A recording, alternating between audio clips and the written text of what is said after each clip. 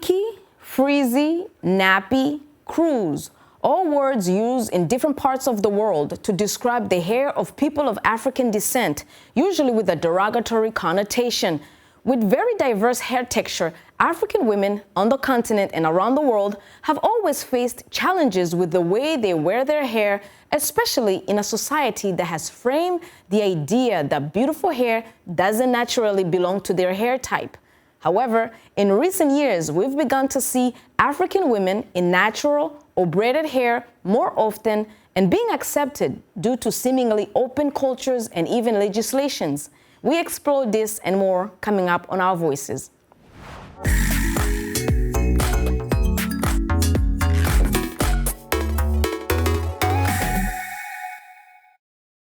Welcome to today's conversation about women's hair and their identity. I am Auriane Istangishaka. With me is my co-host Ayen Bior. Haiti Adams Fitzpatrick is out today, but we are joined by our regular Our Voice contributor, Tatenda Gumbo, VOA's social media producer.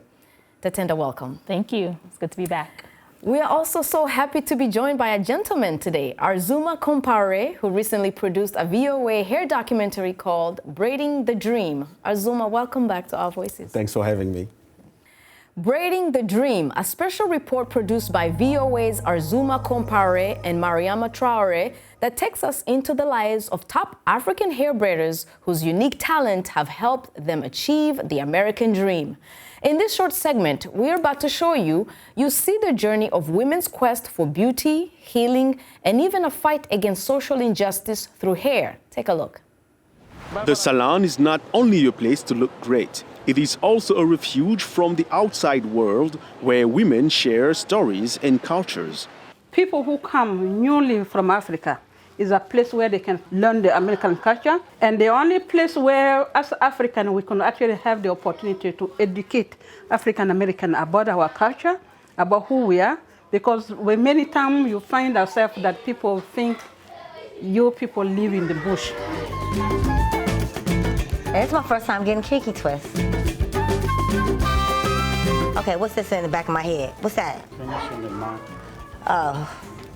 Oh. Looking beautiful is painful and expensive. And why do you still do it? Because I like to look beautiful, and I'm priceless. Who? Jesus, who on this head right here? Who on here? Who right here? My cubicle vortex is not functioning right now. Braiding is not just about beauty. Some women are turning to the style for health reasons. I've always been used to having thick, long hair. And within the last months, I have had cancer. So the braiding, it helps me to keep my hair, to keep maintaining and to keep it growing and just to keep stuff out of it. I can wear it in different styles. It helps me more than harms me. Arzouma, thanks again for being with us today. I watched the documentary. It has so many different elements to it, but I kept asking myself, what made you want to do a women's hair documentary? Well, it's very simple. Like the first year I got to the United States, I realized really quickly that, every African ladies that I was meeting was telling me I'm going to the salon. And ever since I realized that African ladies coming here, that's one of the first venue for them to actually, build back their confidence, So I always wanted to make a story about hair, and it just so happened that with my colleague Mariam, she herself was a braider, had her own salon for a long time before, coming to Voice of America. So we decided, okay, why not, do something about this. I love it. Let's talk about the experience itself. Mm-hmm. What are some things that you were immediately, just intrigued by once you started doing the story? Well, one of the first things, especially when we went to New York, was the hustle.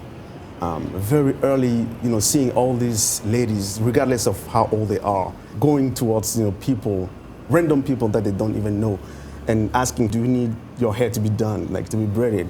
And that, energy, that written, the fight that you can see in their eyes was something very intriguing. The other thing was, seeing the difference when you go into some of the salons, like some places are very nice, you feel very comfortable. Some other places, personally, I wouldn't want to stay there. It's like a hole in the wall. It's very tight and it's very hot, especially in New York.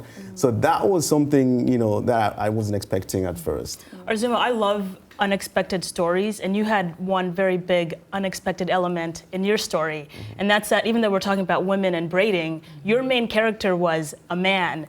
Do you think that there is space for men in this entire world that we're talking about? Well, it really depends if we talk on a global scale or if we just want to stay on Africa, because here, like, the best hairstylists are men in America. And it was very interesting to find, Salion and to discover that he actually, had the passion ever since he was 12. So it's not something that he just wanted to do because, everybody that is in the industry here does that. That, for me, was something that we needed to talk about. Interesting. Now let's go back to the hair itself and the struggles that women go through. I'm right now trying to think about my next move. What am I going to do for my next move? What kind of hairstyle and all that? So when you're looking at the hair salon atmosphere and how women are stressing about how their hair is going to get done, what goes through your mind as a man? It's a lot of struggle. We stress too much, right? A lot of stress and a lot of sometimes frustration too, because at one point, we didn't keep that in documentary, but one of the clients that we were filming was not happy with her hair. And she came back and asked them to take it down. So when you think about, sitting for 4 hours, 5 hours, and then you go home and you don't like it and you come back and you have it. It's got to be right. It's got to be right. Maybe the husband didn't like it. That's probably one of the reasons I didn't ask her. But to be honest, it's hard for me enough to watch, women sitting down there for so long. And, having the camera, I really felt like the weight, And there's this scene where we have this time lapse of this lady. It took us about 5 hours. And 5 hours is short. Yes.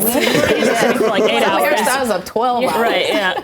I was like, wow, But, Arzouma, so one of my favorite pastimes is getting my hair braided by my mom. So every Sunday night after church and after we ate and cleaned the house, we would sit down and one by one my mom would braid our hair. But what you depicted in the documentary is a lot bigger than that. Really on a global scale, braiding brings in millions and millions of dollars each year. Were you aware of the scale of just how big this industry is when you were shooting the documentary? I knew there was a lot of business done around, the hair industry in general. I know there's a lot of, especially the beauty supply, industry itself is huge. And I've heard stories about, Korean and, other, people coming and just owning the whole industry. And I wondered, what is the space for African people in general? That's some of the first questions that started me questioning about making this documentary. So the hair salon, right? There's this idea that it's an intersection between Africans and African Americans, even Caribbeans as well too. And we've all had experiences where we sit there and you can kind of see that cultural divide. But sometimes there's like that connection. How did you see it doing this documentary? There were women in there who were African Americans being braided by Africans. What was that interaction like? It's very funny. It's very interesting. Some places they would have a very engaging discussion where one would be very curious, and asking, very deep questions about, how to do this African style and whatever. And other places you would just see people are just here to do their hair. They don't really care about everything else. But all in all, there's the whole environment is just helping people connect with each other. Most of the salons have, African movies going on, while they're braiding. So you always hear this little noise of, the languages, the different musics going on. So the whole, I want to say, ambience, makes you kind of like, stay in Africa in a way. So it does bring the people from outside Africa into a little Africa. Exactly. That's awesome. That's awesome. So like when I go back to, the way the hairstyles and the way the women really understand who they are because of hair, do men really pay attention to women's hair in terms of, oh, I want to date her, her hair is this way. Oh, I want to get into the mind of the really men. Putting you in the hot seat right Like, we spend so much time and so much money. So, like, is it worth it? I feel the heat. I want to say, of course, it's one of the first things that people look at when they look at you, right? So it goes both ways, I would guess. Women would probably look at men hair if it's old, young, it's bold, whatever, But I want to say that it's really something that is more superficial than anything. But that's from a man point of view. When you get to get into that age where, you take time to make decisions, you're not just rushing. Mm-hmm. You tend to not look at hair as the main criteria for you to be, interested or, be with somebody. Personally, I don't really look at it. My wife has short hair, and she made the decision to go this style a couple of years ago only, and I think it's totally fine. I like her, and I think she's very nice with that. So as long as inside you're confident and you know that you're beautiful inside, I think outside is going to be nice too. Arzouma, thank you so much for doing this documentary. I think people are going to really enjoy it. I enjoyed it, and the fact that you took the time to look at the atmosphere, the business aspects, and many different aspects of women's hair, what goes into it, it was really worth it, I think. We're going to stop it right there. A special thanks to Arzouma Kampaore for joining us today. And be sure to check out his VOA documentary on hair, Braiding the Dream, on VOA's website, voanews.com.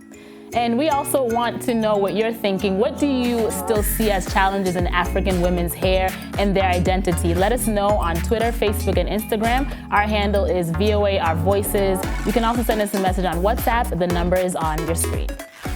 We have to take a short break, but when we come back, have you ever been denied employment, education, or other life opportunities because of your hair? When we return, we look at these challenges and how some have fought against them and succeeded. Stay with us.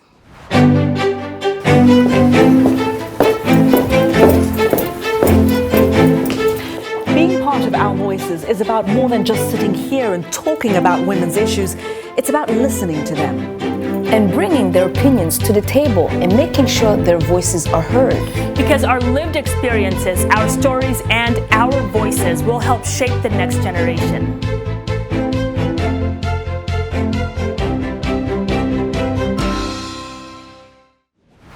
Welcome back. You're with Our Voices. In many parts of Africa, hair is beginning to take center stage of debates on what is allowed as appropriate hairstyles in schools and in workplaces. Recently, in Malawi, parents took a public primary school to court for not allowing their daughter to attend school with their dreadlocks, and they won. On January 14, the High Court of Malawi ordered that public schools allow students to attend classes with dreadlocks. Our colleague Lamek Masina reports from Blantyre, Malawi. Rastafarian Feniya Mbewe was upset when the Blantyre Girls Primary School refused to enroll her daughter, MAKEDA Mbewe, because of her hair. The school said the girls' dreadlocks were against a policy requiring students to have their hair shortly trimmed. So Mbewe took the school to court and won. Malawi's High Court this month ordered all public schools to allow students with dreadlocks.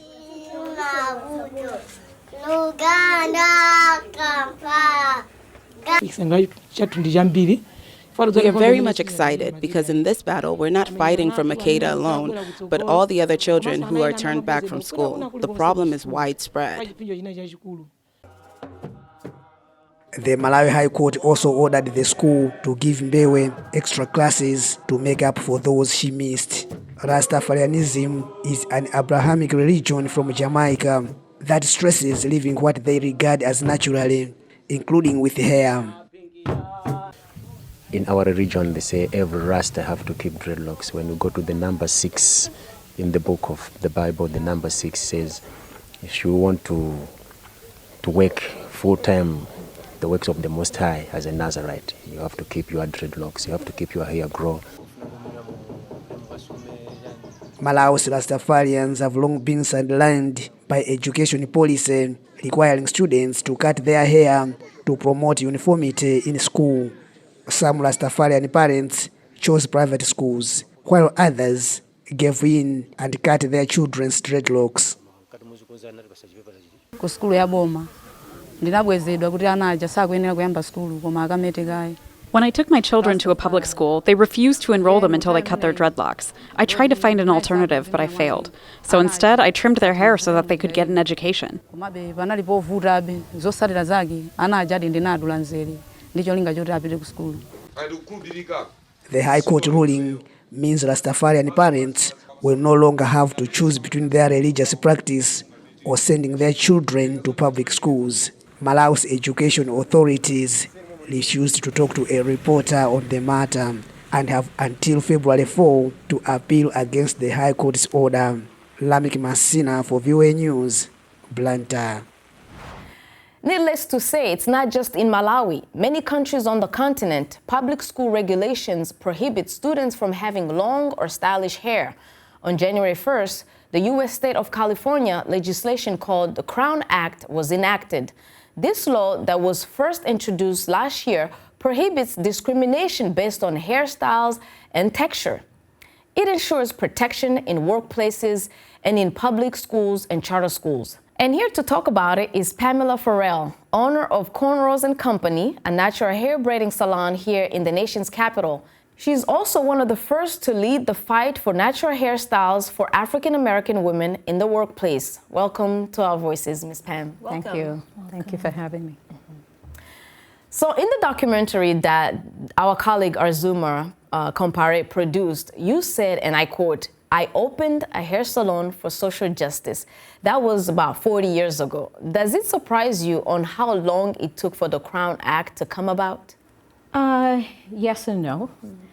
When I made that statement, I was 18 years old, and I was fired from my job because of my braided hairstyle.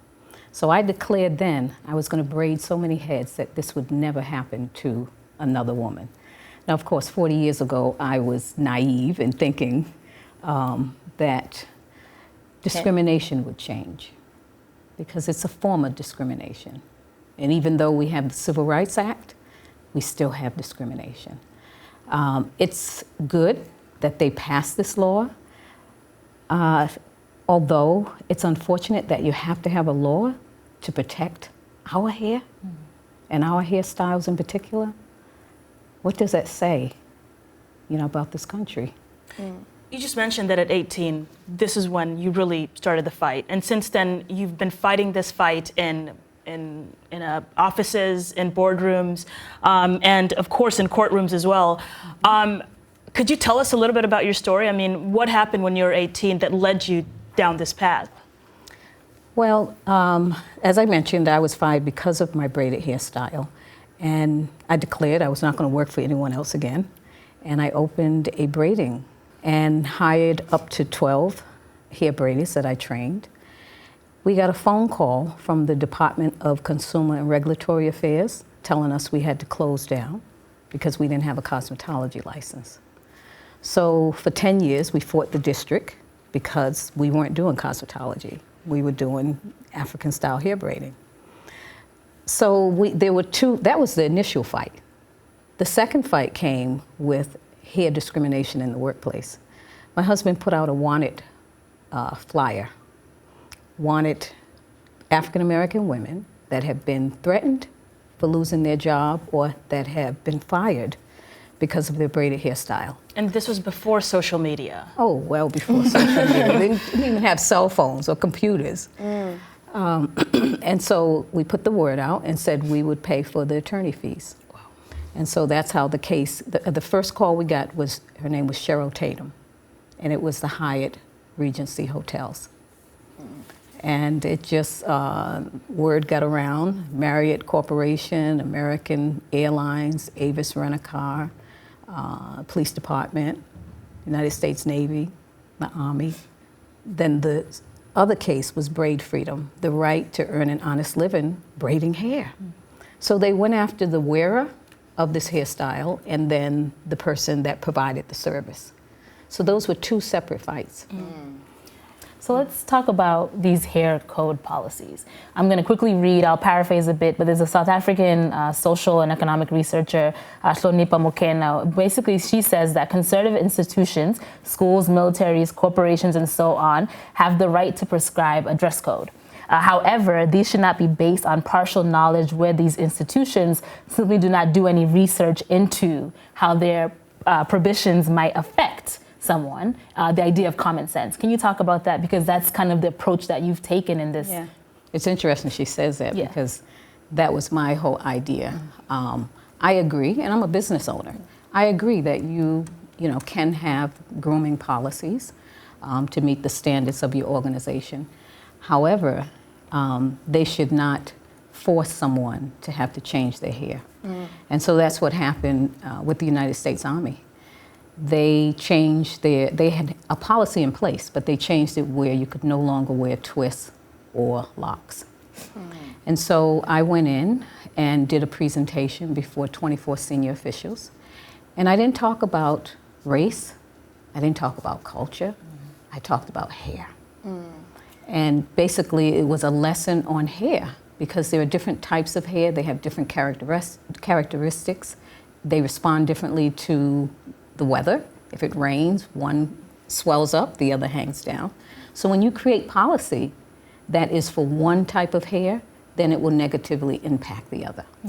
Speaking of policy, we just heard a story in Malawi where children, mostly even other places on the continent, we are told to cut our hair. Can you talk a little bit about the identity issues when it comes to those kind of policies on the continent, or how different or similar it is to here in the US with the struggle during slavery or even now to maintain the African-American identity through your hair? If you strip a person of their hair and the hairstyles that are compatible with their hair, you will strip them of their identity. It's interesting when you talk about the young women in Malawi who had to have their hair, well that was the case with locks, but even we were talking about where you have to have your hair shaved. For school. For school. And now there have not been any cases like that here in the US. Now the difference is you cannot wear braids, you cannot wear locks, you cannot wear afros. And these are all of the things that are compatible with our hair texture. So that is the difference. We had some interesting conversations about how that makes you feel. And I haven't had a chance to really talk to a lot of African women to really talk about the impact of a child having her head shaved. So we were talking about earlier, the issue that as a young child, your hair can be policed and how that makes you feel as you get older. What's your take on that? Well, 40 years ago, it was women and then men, and now it's our children. So there's this idea of ownership of our body and owning us. And so the idea is if you start young with the children in school now and you prohibit them from wearing these hairstyles, they'll be fearful to grow up and wear them. Thank you. And we're going to take a quick break. Coming up, we'll share tips on which hairstyles and remedies can help you have healthy hair and look your best. Stay tuned.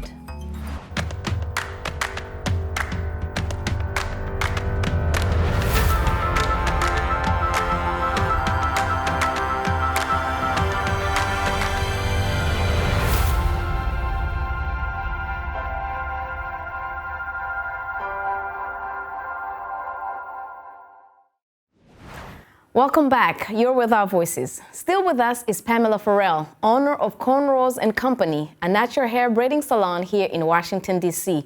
In the book Where the Beauty Touches Me, our hair care expert and stylist, Pamela, tells us that our face shape is key to choosing the hairstyle that fits us best. Pam, give us more details about that. We all have different face shapes, and there's what we call oval and oblong and round and heart-shaped. Square, and diamond. These are helpful to know what kind of face shape you have because then you will decide on how you will style the hair and what your needs may be. So for example, if you have an oblong face, that means it's long in length. So you're going to choose a hairstyle that's going to give you a little more width on the side. If you do something that's hanging really long and flat, parted in the middle, coming down, it just makes the face look longer. If you have let's say a heart-shaped face, that means you're wider at the top and narrow at the bottom. So what you would do is, you could do a light little soft bang, you could give it a little height, and what that'll do is that'll balance out where you have the width up here and where you're very narrow at the bottom. So here's a question that I think a lot of women have struggled with before. Bangs. Which face shape best complements bangs? There's different kind of bangs. Yeah. There's soft, wispy bangs, there's heavy bangs, there's blunt cut bangs, there's bangs that have a little height. So you choose based on what you need. Let's say, for example, you need some height. Then you can still have a bang, but you want something that's going to be fluffy and sit up as opposed to laying down. Yeah. Because I remember Michelle Obama, she did bangs very well. And then after that, I was like, And I mean, one of the movements right now, of course, is the care aspect of hair, and a lot of products, ingredients that are found on the continent. You have your shea butters, your coconut oils, things like that. Tell our audience what are some of the things that they should look out for and be interested in using to care for their hair. And also, that's not gonna hit your pockets too hard. Well, I would say, if it's a good investment, it's worth it. Yeah. Because if you buy cheap products that are gonna make the hair dry and break off, then you end up spending more money to fix it. What I suggest is look for ingredients that you can read and you understand. That would keep it simple. We were talking before about the importance of the language that we use to describe our hair, and you made a really good point about using the word protected versus protective. Can you tell us why that is such an important distinction? Yeah. So one of my concerns with the Crown Act, and I saw the bill in Montgomery County, Maryland, it had the word in there, protective styles. The concern is when you put words like that in a law, it should not be ambiguous. The word should be undeniable. It should be protected, ED. So it would be consistent with the Civil Rights Act, which has the protected class of people. So words matter. Thank you so much, and I can't wait to read your book just to learn more about all of this. Yeah, that's right. It's Where Beauty Touches Me. I'm going to read about it and get some more tips because I want to get the right shape, the right color, the right remedies, and all that good stuff. Thank you. And of course, I'm sure we'll have you back on the show sometime soon. Absolutely. Thank you so much. Well, as we approach the end of our show, we leave you with a quote from singer-songwriter India Arie, who used her voice to say, "I am not my hair, I am not this skin, I am a soul that lives within." That's all for us today. I'd like to thank Arzouma Kampaore for his documentary and also for being with us today, and also Pamela Ferrell. Thank you so much for taking the time to be with us today. Thank you. Thank you so much. And always thank you for watching. Good day.